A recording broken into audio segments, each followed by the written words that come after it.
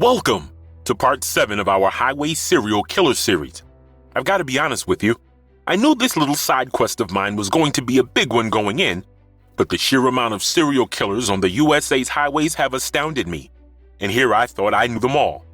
Instead, the death toll has surprised even an old crime junkie like me.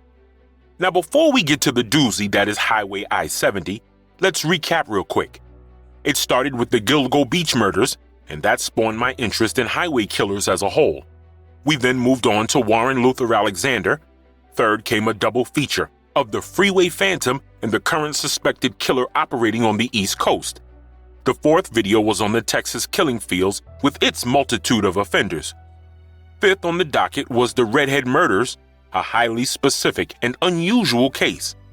Sixth came the Highway of Tears up in Canada. Though not technically in the US, it's such a tragic and culturally important stretch of highway that I couldn't not cover it.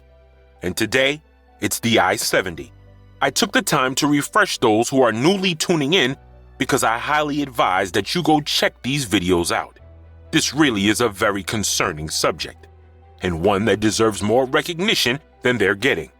Besides, the true scope of how much of a problem serial killers and highways are is enormous. So go have a look, it's worth it, I promise. This one's even more mysterious than the previous cases. Get ready for a head scratcher. So let's look at the I-70, shall we? This highway runs from Washington all the way to Utah. That's over 2,000 miles, or more than 3,000 kilometers for our friends outside the US. Now there are a lot of killers, both solved and unsolved, that operated on highways that connected to the I-70.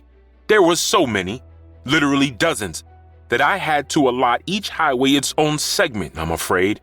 The I-70 on its own, though, that's home to a very strange killer in the same specific realm as the Redhead murders were.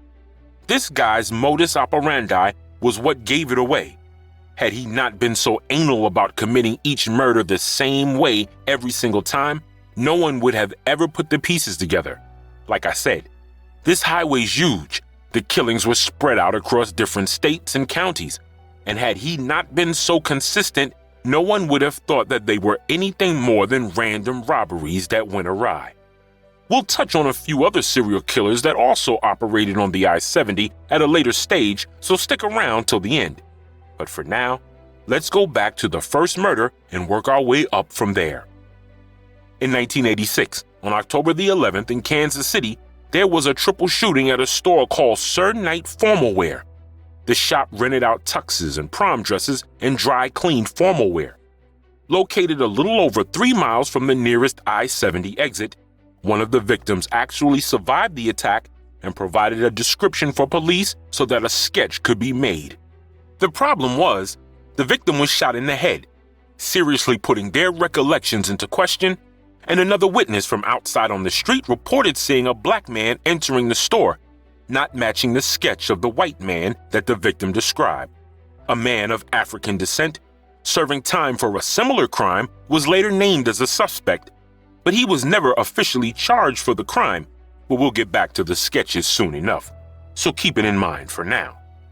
For 6 years, everything went quiet, and this shooting in Kansas City appeared to be an isolated event. That's until April the 5th, 1992. Robin Fuldauer was taking up a morning shift at the Payless ShoeSource store over in Pendleton Pike in Indianapolis, Indiana. The store was situated on a road that ran parallel to the highway, just a couple of miles from the nearest exit. Funny thing, Robin wasn't even supposed to be at work that day. But the 26-year-old agreed to cover for a coworker who was out sick. The manager checked in on his employees often, since he didn't like to leave one woman alone behind the counter. So when he called at 1:30 that afternoon, he was immediately worried. Besides being very vigilant about checking in whenever he could, it was also highly unusual for Robin to miss out on a check-in call. So he called the Speedway next door and asked them to check in on Robin.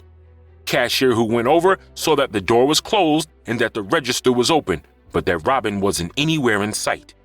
She was wise enough to turn around and call 911 without entering the store, and she's probably extremely grateful for that decision, because when police arrived, they found Robin in the back room, shot twice in the head execution style. A witness saw a skinny man sitting on the sidewalk across the street looking at the store where Robin worked at around noon. He also noticed that the guy kept rummaging in his backpack and that he looked to be homeless. Robin's final sale was logged at 12:30 for 2 pairs of shoes. Given that the sale went through at 12:30 and the manager called just half an hour later, it was a fair assumption to think that she was killed shortly after that last sale. Since the cash register was emptied, equating to less than $100, the police assumed it was an opportunistic robbery. The murder was overkill, let's be honest. With no defensive wounds and no sign of a struggle inside the store, it seems like Robin was compliant. She'd opened and emptied the register for the robber, who then led her to a back room only to shoot her for offering no resistance. Police assumed that the robber wanted to lock Robin in the back room to buy some time to get away, but when he realized that there was no key to lock the door with, or Robin tried to run, the robber shot her instead. Before the scene was even fully processed, just 3 days later, another attack happened that was almost identical to Robin's murder, 700 miles away in Wichita. The bodies of 23-year-old Patricia Smith and the store's owner, 32-year-old Patricia Maggers, were found at the La Bride d'Elegance bridal shop located in the Midas Center Plaza, 1.5 miles from the nearest I-70 turnoff.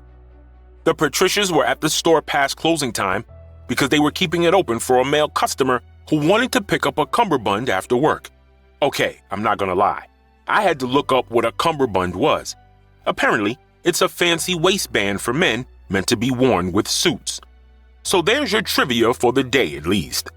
The customer in question had arranged to pick up the band at 6, but he'd run a little late, eventually arriving half an hour later than expected. When he walked into the store, there was a man pointing a gun at him. At first, the gunman told the customer to go toward the back room, but Mr. Cumberbund refused. The gunman, apparently not in the mood to quibble, told Mr. Cumberbund to leave, and conceivably, Mr. Cumberbund left the store and waited a whole hour before reporting the incident to police. When police arrived, they found the keys to the shop dangling on the inside of the unlocked door and the 2 women in the back room, both shot in the head. Patricia Smith was still alive when they found them, but she later succumbed to her wounds in hospital without gaining consciousness. At least Mr. Cumberbund gave police a pretty good description of the man with the gun, leading to the second sketch, and he stated that he was armed with an Uzi-style gun. Police didn't connect the Patricia's murder to Robin's just 3 days prior, but they did connect it to the triple shooting in Kansas City. Back in Kansas, the victim recalled that the killer from the sketch was on the skinnier side, and Mr. Cumberbund agreed. Actually, he described the killer as very skinny, standing at approximately 5 feet 7 inches tall, that he had brown hair with a slight reddish undertone to it, and that he was in his late 20s to early 30s. I think he was right about the guy's physical features, but there's a possibility that he was mistaken about the weapon. An Uzi is a machine gun capable of rapid fire.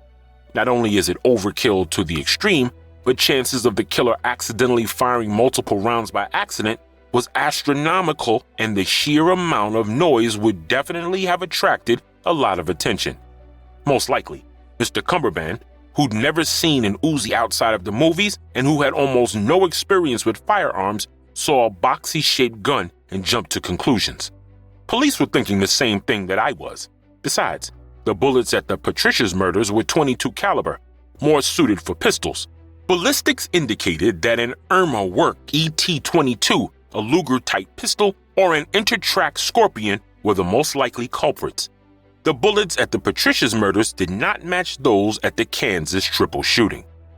Police believe he was unaware 2 workers were inside, but would shepherd them both into the back room where he would shoot them both in the back of the head, execution style. The man tried to get him to come into the back room with him, but the customer refused, and the gunman told him to leave.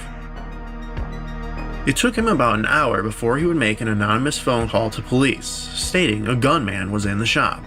Responding officers would find the keys still dangling in the door, and inside found Majors dead and Smith barely alive. She would die in the hospital that night. The victims have been identified as 32-year-old store owner Patricia Majors and her 23-year-old assistant Patricia Smith. Police say the women were staying open late for a customer when they were murdered.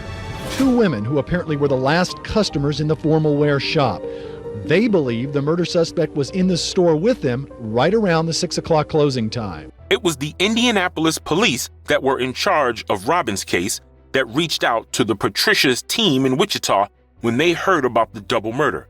The ballistics from Robin's crime scene and those at the Patricias locations were a perfect match. The departments barely got a chance to compare notes when the next victim was killed just 17 days after the two Patricias murders on April the 27th in Terre Haute, Indiana. A man named Michael McCown was gunned down inside his ceramic shop at 4 in the afternoon. Before you think that this is out of the norm for this killer, because Michael was a 40-year-old man, just bear with me here for a second. The shop was only a 2-minute drive from the nearest I-70 exit, and Michael could have been mistaken for a woman at a quick glance if the killer was watching from across the street. The shop was named Sylvia Ceramics after Michael's mother, who originally opened the store, so he probably assumed that the Sylvia in the name of the shop was the same sleight-of-bill person inside. He walked into the store when he saw that it was empty, walking up to Michael from behind. Michael was kneeling on the floor in the middle of packing the lower shelf with stock when he was shot from behind. By the looks of things, Michael didn't even know that there was anyone behind him when he was killed. The killer then went on to steal Michael's wallet and $50 from the register before slipping away. The gunman did something different this time, other than targeting a man, I mean. There is almost no way that he could have entered through the front door. The entrance had a bell attached to it, so Michael should have heard a customer come in, and there were several other people on the street during that time, some of them employees of a drive-thru where the window looked straight at the ceramic shop. These workers were sure that they'd have noticed someone coming in and out because Michael's store was so quiet. It's almost certain that he entered through the unlocked back door. Many report that Michael had long hair because of the photos with his rock band where his hair is long, and that the killer figured that Michael was a woman based on the waist-length hair. But Michael had gotten a short haircut just a day or two prior to the incident. So this brings up another question. Did the killer observe the shop for a few days? Maybe he saw someone with long hair inside that was always alone, and he spent enough time scoping the place out to realize that Michael usually left the back door unlocked, explaining why he entered from the back and why he didn't lead Michael to the back room before shooting him, because he saw the short hair and realized that this was a man and dropped his usually strict MO. Whichever the case, police were now on high alert, especially when the ballistics came back as a match to the 3 previous murders. Given how far apart the murders happened from each other, they were quick to realize that the I-70 highway was what connected all of these cases, and it was by this connection that they knew that the person responsible had a reason to frequent the highway. And this killer had virtually no cool-down period. Michael's body wasn't even buried yet when the next murder happened. On May 3rd, 24-year-old Nancy Kitzmiller was killed while working alone at Boot Village, a footwear shop in St. Charles, Missouri. The store was located in a pretty busy plaza, and even on a Sunday, there were dozens of cars parked in the parking lot. The killer had never targeted an area as busy as this one, and it's almost certain that he had not taken the time to watch this location. Nancy wasn't supposed to come in that day. The employee that was supposed to open had fallen ill, and between them and their boss, they arranged for Nancy to open the store instead. That's why Nancy only opened up shop at noon, 3 hours later than the store normally opened on a Sunday. 2.5 hours later, 3 customers walked in and found her body. She'd been led to the back room, shot in the head, and the register was emptied. Though the killer left Nancy's purse behind, which was clearly visible from the register. The investigation was a bit of a mess. Just a few days before, there had been a robbery at a store in the same plaza, forcing police to look into those police sketches first. And with 2 stores now targeted, one resulting in the execution of a young woman, the public were understandably on edge. A witness came forward stating that she'd seen a man at the register paying for something before leaving the store. She described him as thin, with reddish sandy-colored hair and on the taller side of 5 foot. possibly even 6 feet tall. This description, as well as the bullets, matched the previous cases. She also sat down with the sketch artist, providing another sketch that was nearly identical to the first ones. But yet again, police barely had a chance to get their ducks in a row before the I-70 killer struck one last time. Well, according to official documents at least. On May the 7th in Raytown, Missouri, 37-year-old Sarah Blessing was shot in the head inside her gift shop, the Store of Many Colors. The store was located in a strip mall, and Sarah had just opened it 3 weeks before her murder. That day, Sarah arrived late, only opening at noon. At roughly 2 that afternoon, a shop owner reported that a man entered his store, an auction house, mumbling to himself and walking around, apparently in a daze. That man left before the owner could kick him out. That same man was then spotted looking through the window of a video store across from the auction house. The owner of the video store said that the man looked surprised to see him inside. Ironically, that video store owner had just arrived, relieving his mother and sister, who'd been alone there all day. So it's possible that Sarah wasn't the original target after all. The man was then seen hanging around the parking lot for a few minutes before he went into the store right next to the video shop, Sarah's place. The video store owner heard a popping noise from next door. The sound startled him enough that he was about to go and check on Sarah. Instead, he saw that same man walking out of her store, turn to the right, and walk up the hill next to the gift shop to a road at the top. The video store owner went inside to find Sarah's body, shot in the head in the back room. Several drivers saw the man walking for 2 miles until he reached the nearest turn that led into the I-70. All of the witnesses had the same description: tall, thin man with reddish sandy hair. Police now had no choice but to admit that they had a serial killer on the loose. Even the press had made the connection that shops along the highway were being targeted and that most of the victims were women in dark hair who worked the registers alone. Outside of Michael, who could have been a case of mistaken identity, all the victims were dark-haired and petite. The media storm that followed, it seems, was enough to drive this man underground. Just like that, after spending less than 2 months killing 6 people in quick succession, it was over. Or was it really? We'll look into possible connecting cases in just a sec. Let's go over some things first. Chances are that the Kansas City triple shooting in '86 was an isolated event. The I-70 killer acted more along the lines of an uncontrollable spree killer. He kept escalating, stopping for just a few days between murders. The Kansas shooting happened years before this spree. Secondly, it wasn't as well planned as people made it seem. He walked off the highway for a few miles until he found a store manned by a lone person, watched them for a few minutes, and then just walked in and shot them, stealing only what was on the surface before heading out. Everything about this speaks of an opportunistic killer. The MO is unusual. There's none of the physical traits that serial killers usually need. No sexual gratification, no pent-up explosion of violence, and very little in terms of ceremony. If you remove Michael from the equation, since that was most likely a case of accidental misgendering, the only thing all of these women had in common, outside of being alone in a shop, was that they were slight of build and had dark hair. The guns unusual too. The striations left on the bullets left only 2 possible firearms on the table.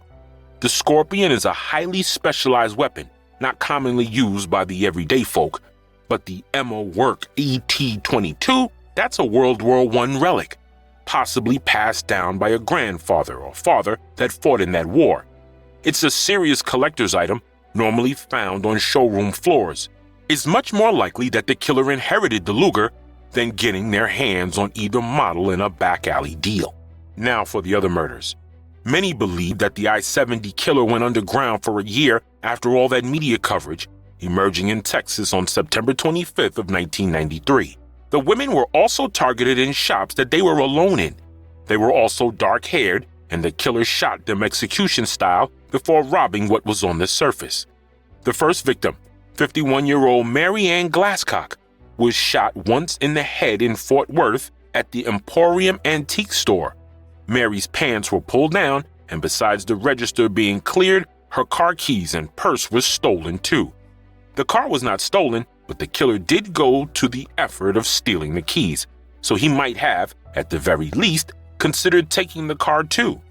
A week later came 22-year-old Amy Vess, who was shot in the head and neck in a dance apparel store in Arlington. She managed to call 911, but went into a coma shortly after, dying of her injuries the next day. In both cases, the bullet was a .22 caliber, but the ballistics proved that it was a different gun. Next came Vicki Webb, a 35-year-old who ran the Alternatives gift shop in Arlington. Vicki is the only survival of the Texas killer because of a genetic quirk. The bullet hit her spine right below her skull, and thanks to an unusual dense spine, the bullet bounced off. She played dead while the shooter emptied the register. Still, he came back and attempted to shoot her point blank in the forehead, but the gun jammed and he gave up, leaving the store with what little he stole. Vicki eventually recovered, and when police presented her with a bunch of sketches, she picked out the I-70 killer's sketch immediately. Vicki was an extremely credible witness and presented a very detailed description of the killer and the conversation they had with each other. The only difference between the usual witness statements and Vicki's accounts was that the man was not tall. She was sure that he was skinny, looked like the sketch, but that he was on the shorter side of average. Unfortunately, the bullet in Vicki's neck cannot be removed safely, so there's no way to compare the bullet to the others. This and the differences in firearms and the fact that one of the women's pants were pulled down convinced the Texas authorities that this couldn't possibly be the same killer. I disagree with them. After going underground for a year, it wouldn't be at all that surprising that he'd change his MO slightly. That's a long time to stew over the details, and the killer would have been aware of the authorities' identification of the possible murder weapons. It was printed all over the papers after all. Getting his hands on a more common pistol wouldn't be hard.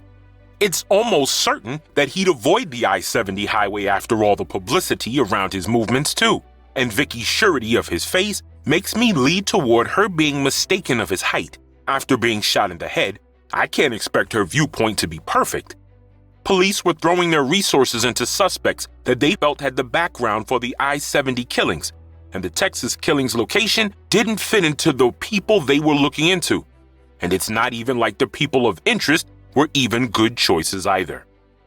Donald Waterhouse from Dyer County, Tennessee, was arrested in June 1992 for the killings of his mother and stepfather.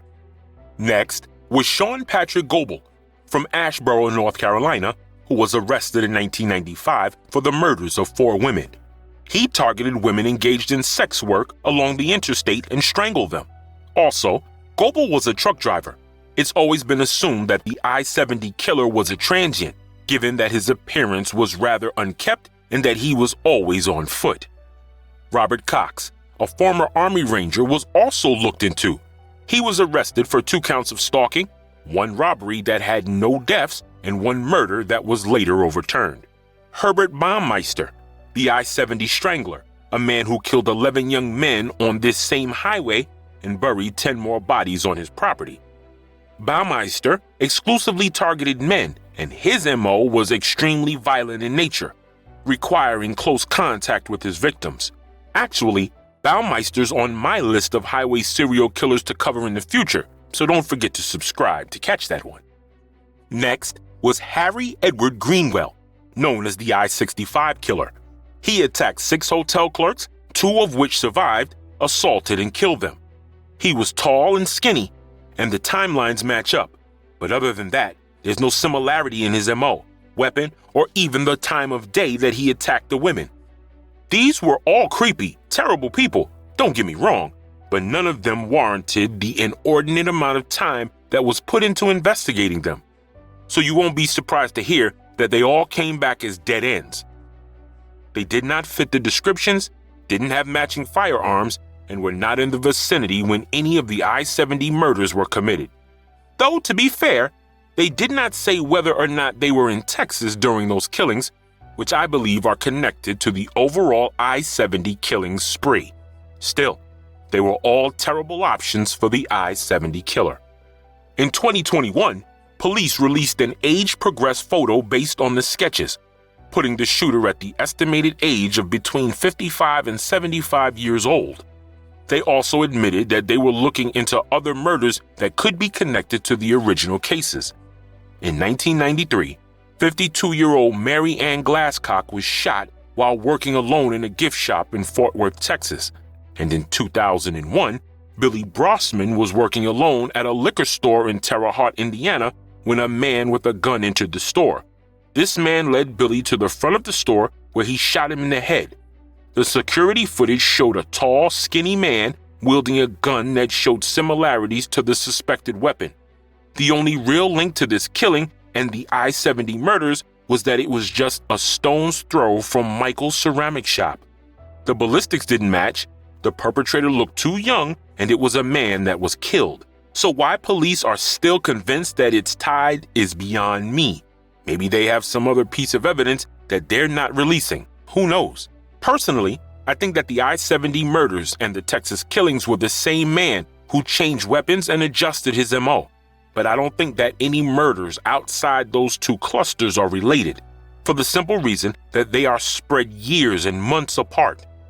The I-70 killer committed murders one after the other, like he was in the midst of a frantic spree, not at all like other serial cases where the killers have cool-down periods. I think that if he ever reemerges, it will have the same back-to-back rapidly occurring schedule that our guy had initially.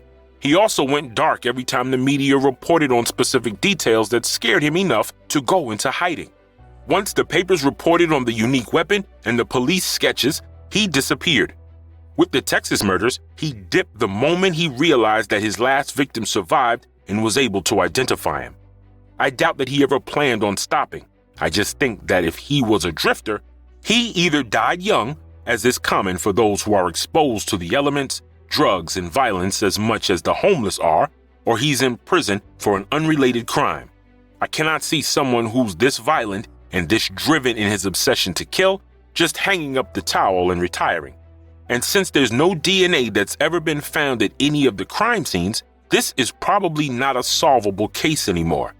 So unless the killer makes a deathbed confession, I'm afraid this one's doomed to haunt the back rooms of crime forums for a few more decades. With that open question, I'll take my leave. But before you sign off, remember to smash the like button and to leave your comments below. Tell me about the highway killer you'd like for our team to tackle next. See you in the next one, people.